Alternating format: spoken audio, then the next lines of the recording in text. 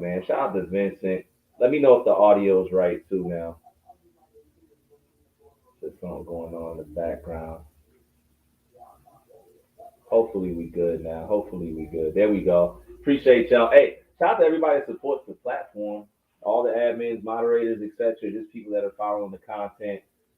Able to, okay, got you.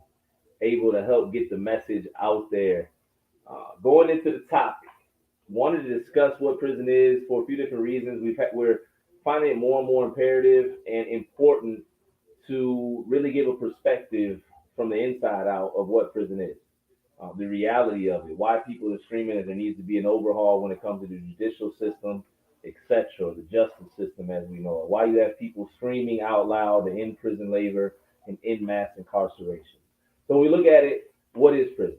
Prison is supposed to be a place where individuals go to serve time for punishment and get rehabilitation. But we know oftentimes that is not what prison is. Prison is basically a warehouse, a place where they put individuals or they sit individuals basically until they, I guess, their time's up. There's no programming in a lot of situations.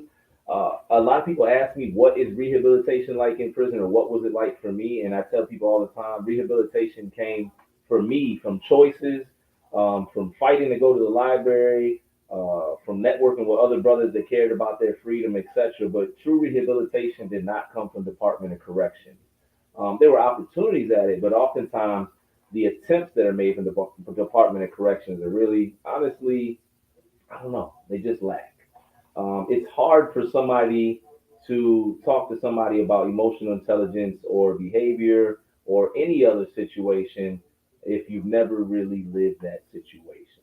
So I think that's one of the biggest disconnects. One of the good things is when it comes to rehabilitation in prison, because that's what prison's supposed to be like or is that they're finding that out and they're now putting in place more individuals or returning citizens that were formerly incarcerated into actual paid employee positions, actually even counselors, program facilitators, etc., because they know it's imperative that we be the ones to bridge the gap.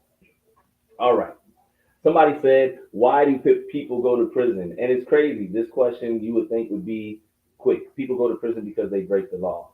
Right. But it's not always that simple. We know every year people are wrongfully convicted. We know this is true. This is again why there's countless, if not thousands, of individuals fighting in advocacy for law overhauls, etc. That's why so much dirt comes about. Thank God for social media in the right way because a lot of things have been getting exposed. Um, it's not that cut and dry. You have to think about this. Why do people go to prison? Well, what if the racist cop wakes up one morning and decides he wants to lock up a black guy? First one that he sees. It happens. It does happen. It could be reversed. We're not going to say that it's limited one way, but it could be reversed. What about the individual or the judge or the lawyer that just don't care? The public defender, and he knows the guy's innocent, but he's not paying him. So why am I going to fight that hard? And he doesn't have any family that cares about him. So why am I going to push the issue? Matter of fact, I'm going to swap him out for one of my paid clients so he can get home and I can keep getting money because I'm my paid client that can pay me. He knows he can get out. He's going to come right back. That goes on. People go to prison for a bunch of different reasons. It's not just always, as Miss Laura said, cut and dry. It is literally, it could be tied to addiction. It can be tied to mental health. There could be plenty of reasons why an individual is incarcerated, and that's why more options need to be examined, especially in certain states, when it comes to this quote unquote punishment or what should be redirecting an individual to rehabilitation. Uh, what is life like in prison? Often the question that people ask, what is life like in prison? I'm gonna tell you, life in prison depends on where you at. In some prisons, it really is like a country club. I can tell you that. One of my brothers that's incarcerated right now, he's on a level 2 in Virginia. He doesn't have issues. It's not violent there. He doesn't really have any drama there. He doesn't have to worry about fighting somebody over the phone. It's a laid back camp. But if you talk to somebody that's in Georgia, for instance, that's locked up, GDC, they will tell you it's living hell, whether you're on a level 2 or level 4 at the jail or not. So it's circumstantial. In my experience, I can only say what prison was like for me. Prison was daunting. It was intimidating. It was transformational, and at first not in the right way. I can tell you firsthand why so many individuals, young men, that get incarcerated between the ages of 18 and 22, because it's no coincidence. There is a system in place that's helping this or encouraging this. I can tell you why so many of us get caught up in the rapture of prison, or we get form fitted into the culture of prison because we get hit with big numbers. And you hit a 19-year-old such as myself with 19 years or 144 all suspended with 19. There's no hope attached to that. I gotta worry about getting through the day, and you're telling me I gotta survive 19 years of this. So now you're in what, fight or flight, and that causes prison, because so many individuals in fight and flight. It causes prison to be a hostile place. Most prisons, not all prisons, right? Some are laid back country clubs, but it causes, in most cases, prisons to be a hostile, tense, negative, nasty, desperate, depressed environment. It's a manipulative environment. When you're talking about the interaction just between the guys that are locked up, a lot of guys are just surviving. They just trying to get out. I was in a prison where I feel like I've been around some of the worst of the worst. I was literally around serial killers. I was around the worst of the worst con men, or whatever, the best of thieves and robbers and everything else. I guess if that's a such thing. But I would sit back and I'd pay attention. I observed, because I was never naturally into the streets, or any of that. I just was a young kid that made a decision for 30 seconds that sent me a different direction. So I wasn't urging or yearning to be in the midst of it. But what happens for me in prison, because we talked about why the youngins get caught up in that current, if you will, is I became bored for one, because I'm only allowed to come inside this box, or to this rec yard, or to this child hall. It's controlled movement.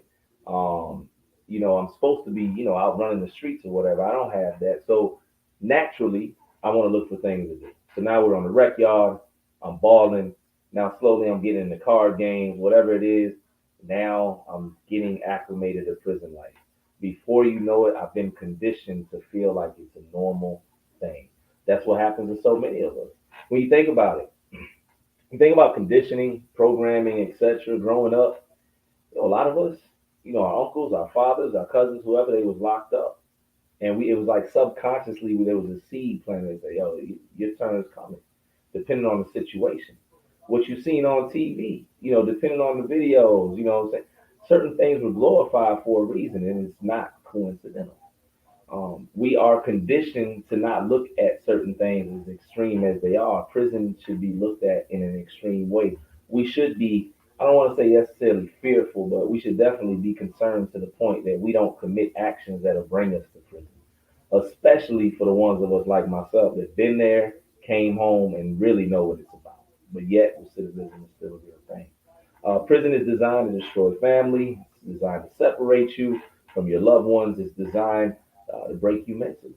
It's designed to literally take you out the game. It is a tool. Yes, it's a tool that, when used right, is necessary. I can say that. Monsters do exist. I don't think everybody deserves to come home, and I don't believe everybody gets a second chance. And I don't think, I know a lot of people might not agree with me, but I've been around the guy that committed horrible crimes to multiple children, or whatever the situation was. And to each his own. I don't know if that person should be back out here. But I do know the individual that committed a robbery. Nobody was physically hurt, no life was taken, but yet they've got 160 years. These things happen, right? Prison is a place that it can take it can take your mentality, it can take your identity. If you allow it, it can transform you in a way that you'll become worse instead of better. If you allow it, it depends on your choices that you make. It depends on your standpoint. Prison is designed to be what it is, a harsh place that you don't want to be. So hopefully, when you come home, you don't commit crime.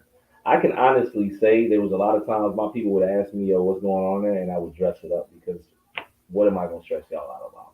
What am I gonna stress y'all out for? Because, man, if y'all really knew the half, there's still things I probably never talk about. It is what it is. But in my mind, what's the use of y'all even having to think about certain things? Um, Prison is a place where you are forced to survive, and that's all I can say. The food chain is real. You do have to make the smart decisions because once you get in trouble behind those walls, you get into the wrong path, man, it's gonna be a rough road. Um, what are different types of prisons? You got your road camps where you can go to work every day, come back. You got your level twos, which is like more programming, dorm style environment, and your level threes and up. At least where I was at, that's your cell environment. That's your 6x9. You got a celly. You come out in the pod, use the phone, microwave, etc. And then after that, you might hit the rec yard and be back in your cell. I tell everybody if you're incarcerated, a lot of guys when they're in the cells, they don't like to go to the dorms, but the object should be to get as much freedom as possible that you can. For me, I experienced all of it. I started off at a level four and made my way down. I got sent back up to a level four and had to work my way back down again. But I ended up going home off of road camp. Um, Prison is prison. I don't know if there's any distinct differences, but I will say the level of violence differs depending on the prison programming. Um, Really, that's it. The amount of rec time, at least where I was at. At the end of the day, I seen it all the same. How do people survive in prison? Hmm. It depends. Some people get high. Um, they form addictions, or they were already, suffering from addiction. And prison is a perfect opportunity for an individual to, run away from reality and cloud their mind with substance. So some people do that. Some people focus all their energy on getting home, getting in that law library. You got your positive brothers that focus on developing programs in there that work their jobs. Some brothers is workaholics, all of that. It just depends on the individual. You survive prison by making the best choices you can make. You survive prison by not getting in debt. You survive prison by not gossiping. You survive prison by seeing but not seeing, hearing but not hearing, minding your own business. That's how you survive in prison to me. You focus on your time and you don't make it worse. It's already a horrible situation, but do not make the type of decision that's going to make it worse. What is prison reform? I kind of touched on that. Prison reform is essentially it's a fight. It's just saying that this system needs to be overhauled. That there needs to be a lot of changes that need to occur, whether it's in leadership, whether it's actual laws, whether it's in policies, anything. It's about fighting for the conditions of those that are incarcerated, being a voice for them because they deserve human rights. And it's just also trying to get people home that deserve to be home. For me, that's what prison reform is about. Because the system, we're learning more and more. All things evolve, and a lot of things need to be adjusted. And this could be one of them. How do people stay in touch with loved ones in prison? As I'm going down the questions, some of them seem pretty simple, but hey, we're gonna get into them anyways. Of course, you got old school snail mail. You do have the wall phone, which depending on where your loved one's at, that could be just a hellish situation right there. Because that wall phone is, it is what it is. You might got 90 people in the pod and three phones, and everybody wants to talk to their people, and everybody's situation is important, and everybody's angry over the phone. And then you got in most places JPay kiosks. You can send emails, which I think is always beneficial. Um, in some jails, at least where I'm at, and of course this is going to differ depending on the state where you at. In some jails where I'm at, they got the tablets where you can actually call home as well. So I feel like everybody that's incarcerated should have a tablet with that option because it's going to cut down on violence from prison. People tend to be less stressed when they can communicate easier with their people on the outside, and it's proven the guys that form relationships with and keep maintaining those relationships with people on the inside, family members, etc., they tend to do better. So those are the ways you communicate. What are some? This is a good question. What are some challenges faced by inmates after release from prison? I would say adjustment to society, adjustment to culture. Individuals such as myself, I had to come to the realization that I literally there was a gap. There was a gap in living experience. There was a gap in societal shifts. There was a gap in just cultural change, technology, uh, the list goes on and on. There's literally a whole nother generation of people that were born while I was gone, or generate whatever. And I had to come to the realization of that. I told my wife recently, it's like standing on the side of a riverbank and the river's rushing, and then you get pushed in, and here you go. You sink or swim, you go. Um, I think one of the biggest challenges guys face upon release is emotional intelligence. It's being able to respond rather than react. It's getting a grasp or an understanding on day to day things.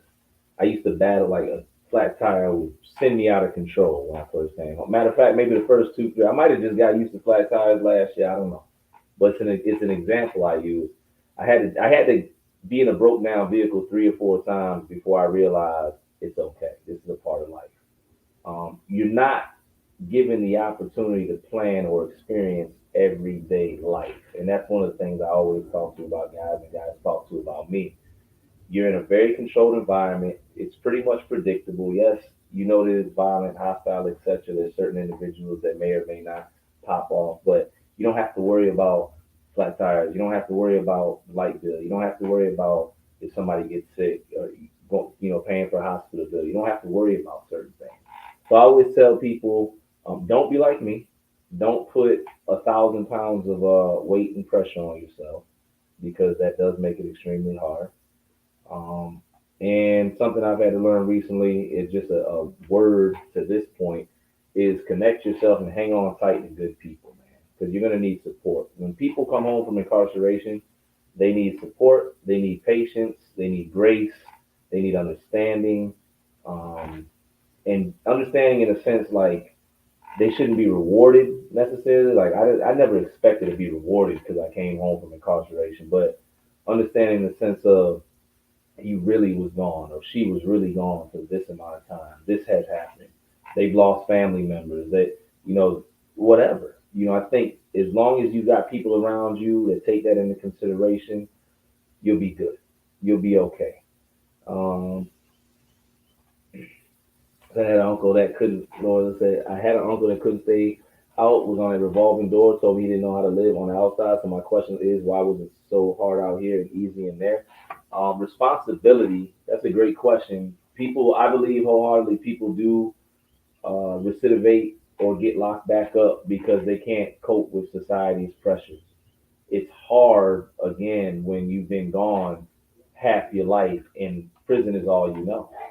uh, Shawshank Redemption got this scene where an individual, I think it was like the Birdman, he finally made parole, and he was an old man now. When he came home, he was working at the grocery store, and they showed how he just couldn't get used to it. He couldn't get into the swing of things, and unfortunately, in that movie scene, it was a movie thing, he ended up taking his life, and you see that too. We've had a brother that came home and he, and multiple. When I look back, that went that path. I've had a few brothers that I know that I feel like crashed out because they couldn't cope. That's why I'm big on emotional intelligence. These are the things that I've had to learn and apply and hang on to. And don't get me wrong, I am not perfect. It's a process. But I really feel people, they've been connected to prison so long they don't know how to connect to society or their freedom, and they feel so out of place that they got to go back in. I was extremely successful in prison by prison standards. I was a senior elder. I was able to create programs. I did lectures at colleges in reentry, and I could walk around wherever I want. They gave me this. It was a green badge or ID that it said elder on it. I could hold it up. They let me walk out, across the way, and I tell them I'm going. Not out of prison, but to the next pod. And I was successful there. You know what I'm saying? Like I was able to accomplish a lot even while I was incarcerated, if that makes sense. When I came home, ground zero. All right, you were successful in there for whatever that's worth. Now you got to be successful out here, and a lot of people aren't up to that task. It's stressful. It's a lot of weight for certain individuals, but that's why people need support around them. When an individual is about to make the wrong decision or go the wrong way, That's why they need somebody that's there with them to say, hey, and be a voice of reason. And sometimes just break things out, break things down for an individual. Sometimes it's the anxiety and it's whatever else and it's the racing thoughts that causes individuals to lose their way. Sometimes they just need a tour guide, man. Shout out to all of my tour guides. I got tour guides for sure that help me get through it. I'm trying to go over all these questions. What are some of the psychological effects of being in prison? That's a great question. Man, some of the psychological effects we just spoke on. Miss Laura spoke about her uncle, put that comment about her uncle. Some people are conditioned to the extent that freedom does not feel normal. It does not feel like that's what they're supposed to have. Some people are really in the type of mindset because of what they went through that this is all that my life is going to be. I'm a convicted felon. I can't get here. I can't. So I'm not even going to try. I'm gonna get right back in the streets. This is all I know. PTSD is also a psychological effect. You're in a harsh environment. George Jackson wrote in Soledad Brother, he said 5 minutes behind that wall will change your life forever. I believe that. I felt that. I've done a considerable amount of time, not just in prison, but in isolation or segregation, um, the shoe as they call it. And I can tell you without a doubt, I have been changed forever. I'm just grateful and I thank God that I wasn't changed necessarily in the wrong way. College, it's weird, man, but college can really, or I say college, prison really can be college for the individual in the streets. Shouldn't have to do that, right? But for an individual that's in the streets that's operating, able, to move, some guys, when they get hit finally and they go to prison, now they're able to see everything, both sides of it. Now they know what prison is, and then they're like, oh, you know what? I don't want to go back there, so I'm gonna start applying what I've learned in the streets or them hustle tactics to something legit and go. And salute to all my brothers on that note, man. That's steady climbing out that quicksand because a lot would have been quit, man. But I see y'all. A lot of us, we was in the streets, we were successful in the streets as well. When we went to prison, we figured out a whole lot. We were challenged by the big brothers and all that because there is big brothers, there are mentors, there are stand up guys in prison. Some that's never coming home, but they want to make sure the brothers that got a chance to go home again, they got some knowledge. They want to make sure they did their part. They want their brother to succeed. Um, I'm just grateful the majority of my brothers that made it home, but of course I'm still streaming Free Jefferson Ellie, one of the individuals that basically, led me down the path of knowing who I was as a man. Wouldn't have found that if I wasn't in prison. I don't know.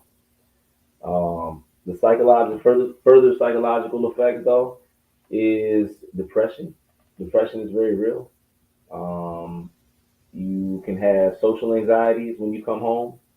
You can. I know one of the things I battle with was my sleep patterns. To this day, I'm pretty much up 3:30, 4 o'clock every morning, no matter what, because I'm just conditioned. I woke up like that for years. I used to wake up before the rest of the prison because I needed that little bit of quiet, and I used to try to move different than everybody else if I could. Um, I mean, outside of that, you do see something.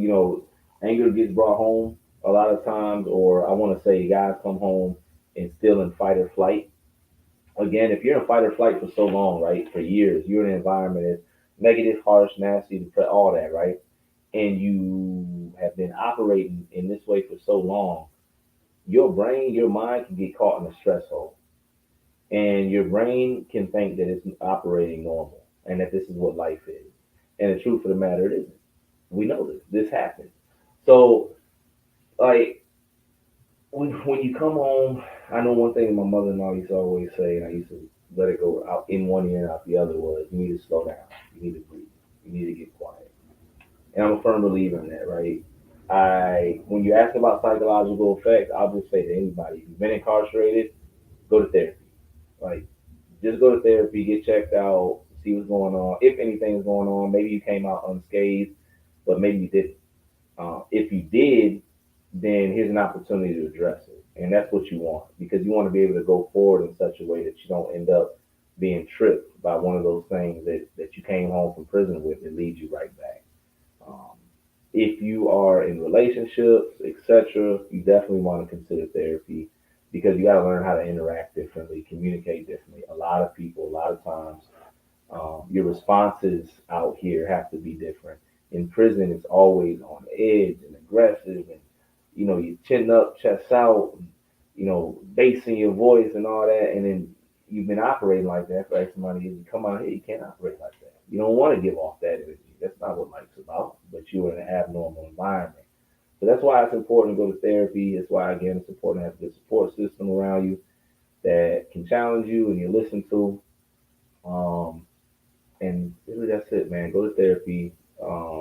Do something for you if you've been incarcerated or if you've been in any traumatic situation. I don't want to just limit that to anybody that's watching. This is not just about prison, but man, we need to make mental health more, acceptable, as far as discussion, especially among certain communities, because we need it. Um, Let me see. What is the role of correctional officers in prison? Their role is to protect and maintain safety in the environment and safety for the individuals that are incarcerated. In some, I know in VA, they had something called a treatment officer, which is like a hybrid. They were officers, but they're also capable of, I guess, being counselors or facilitating groups. Um, but really, that's it. That's what correctional officers do in short are supposed to do. You got some good, you got some bad. That's all I can really say. What is the difference between prison and jail? Jail, typically, you're in your local area, right? So when I got locked up, the jail I was at is basically housed the city I lived in and the three surrounding cities. So if you had a reputation out there, or you were established, your time might not be as hard. Your people are right here, so you should still get visits, all that. Jail is more controlled, or at least it was back when I was more controlled. It was more of an environment that they kept their hand on, that you didn't really, what I'm saying, you really moved by what they said. Prison's the opposite. Prison is you're not in your city. You are probably 2, 3 hours away, as a matter of fact. And now you're not just with, the people in your city. Now you're surrounded by the worst of the worst, the bad of the bad, whatever, gangs from here, whatever it is. Here you go. If you from the north side, here you go south side, here you go a whole nother city in the state. This is it. So it's kind of like jail is minor league and prison is major. Um, the violence level increases, penalty is more harsh. Um, gangbang is more of an activity in prison, culture, way of life, etc. Religion is intense. What I'm saying? You better not play around with it up there, depending on the level you're at. And it just is what it is. Prison, we try, and I would say when I was there, we try to make it like the streets, but never was. It's an abnormal environment. It's a bunch of people trying to survive, and some people got life sentences, some people got 2 years, and I don't know, man. It's just different. In jail, everybody's got more hope because most people haven't been sentenced yet. In prison, everybody knows what it is. This is the time they got. They trying to bid like this, or they got 40 years, so they don't care how it goes. Like it's just different. It's just a different environment. You can get more done in prison. So, how does the U.S. prison system compare to other countries? I can't really go into depth on that, other than I just know that we've got the most prisoners per capita. I've seen different videos I've watched where it looked, I don't know if it was in Germany, it was somewhere over there. It seemed like their prison was like a college and they focused on education and rehabilitation. It didn't look like punishment. It looked like dorm rooms and soft sheets or whatever. Opposite of what we do. So that's all I really know. Thank goodness I haven't been locked up anywhere. I know I've watched World's Dangerous Prisons a few times and I've seen how they rock in South America and they probably say United States is a hotel. So, to me, whether it's in the U.S., whether it's El Salvador, wherever, prison is prison, man. It's keeping you away from your people, your family. Um, it's a punishment, and it is what it is. Although again, we got the most prisoners per capita. What is the impact of mass incarceration on society? We already know that. We know mass incarceration is basically a scheme, a ploy, a spin-off of genocide. We know that black men, brown men, so-called quote unquote minorities are targeted. We know that it starts in the school systems. That's why we're talking about the school to prison pipeline. We know that it's community related. That's why in certain neighborhoods they got nothing but liquor stores and gas stations, and then you go to certain communities they got Whole Foods, and I don't even know. If we stop to just pay attention to even to how we're fed, depending on where you're located. When you think about the music, when you look at the stores, when you look at it's just different. And I'm down here in Atlanta. I can tell you when you drive through different parts of the city, you can feel the shift. You can feel that. And I think one of the biggest things we got to understand is that mass incarceration is real.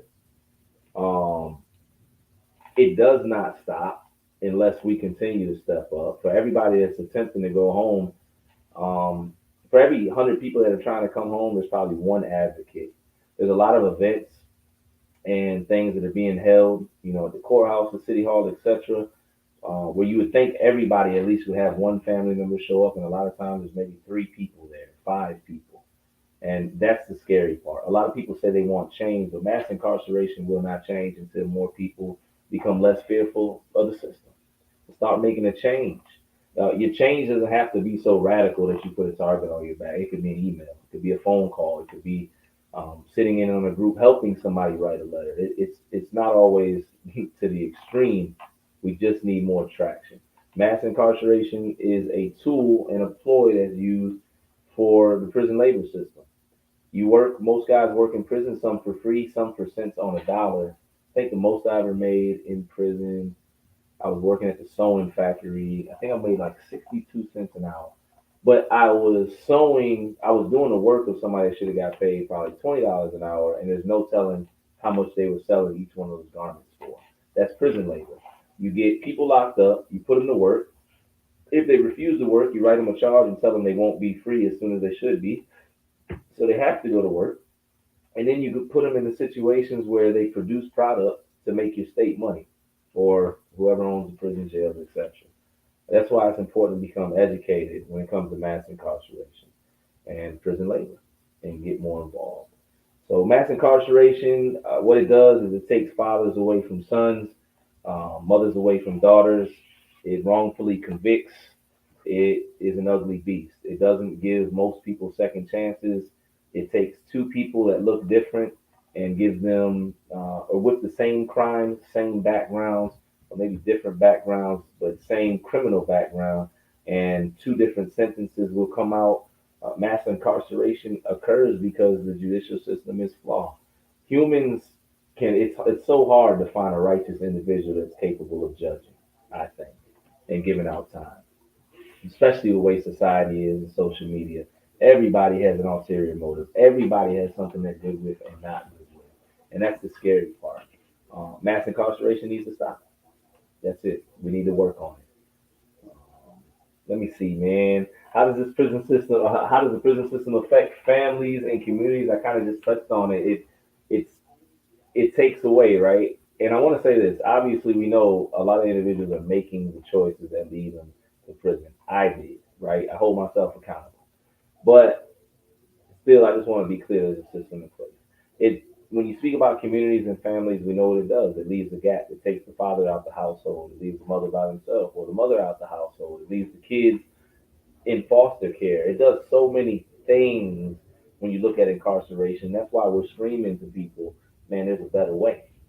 The best way we can stop mass incarceration or stop the effect that or impact that incarceration has on our family and friends or our close ones or whoever it is simply make the better decision.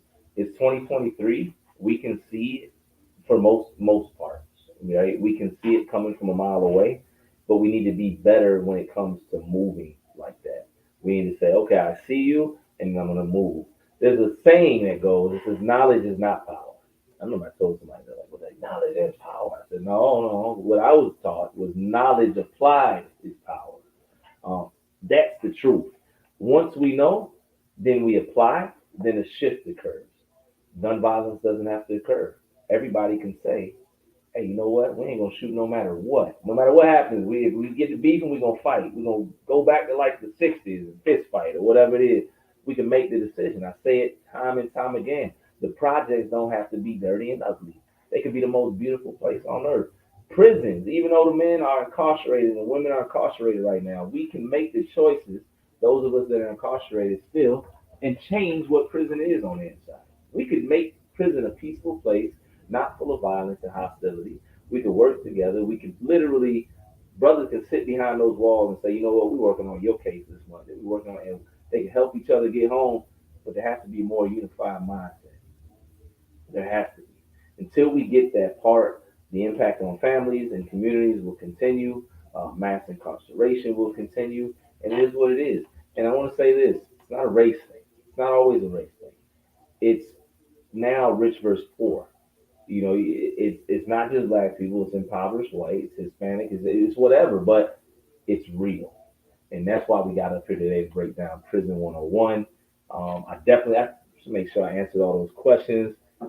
The majority of the questions. Oh, last question. Matter of fact, let me answer. What are some alternatives to incarceration? That was a good question. Um, I think there just needs to be an overhaul. I think more options need to be put in place for house arrest. I think there needs to be more mental health treatment, more substance abuse treatment. There definitely needs to be more rehabilitation. There needs to be a better approach when it comes to the crime, the situation, etc. And ultimately, what needs to be examined for every individual that's going to be entering into the justice system is what is the actual path, because everybody can't be thrown into the same machine and come out better. Some people need a certain type of programming, rehabilitation, etc. And it's not always prison. Sometimes it's, you know what, I'm not sending you to prison, but you're gonna go join the army for 4 years. That some people might not want that. You know what I'm saying? Especially right now. But it's another opportunity. It's an opportunity to still stay free and make something of yourself. Some people, instead of being incarcerated, hey, put the ankle monitor on them and make sure they're going to work every day. Have them blow into it. If they got 4 DUIs, instead of throwing them in prison, make sure every night they got to blow in with the check in breathalyzer. And if they, as long as they clean, they good. Or you can do random joints. I'm not saying that it should be an easy alternative, but I'm saying that an alternative should be given nonetheless. Um, think that's it, man. Definitely want to hop up here and answer all those questions again. Shout out to each and every one of you. About to get back to work, answer some more emails, all of that. I know y'all are definitely grinding too. I appreciate y'all. We popped up here at a very random time. Definitely gonna replay this again. Shout out to everybody on Facebook, YouTube, Twitter, IG, everywhere else. Amp, radio, Twitch. I don't even know. It's whatever. But shout out to everybody, man. Shout out to everybody supporting the content, pushing us in the algorithm, and getting the truth out there. We're just trying to make a change. Tell not just my story, because it's never been about that. It's about the story of countless others that are incarcerated, the advocates, the family members, and everything else that needs to be heard. Till next time, man, y'all stay focused, stay blessed, and like Samir said, man, stay encouraged.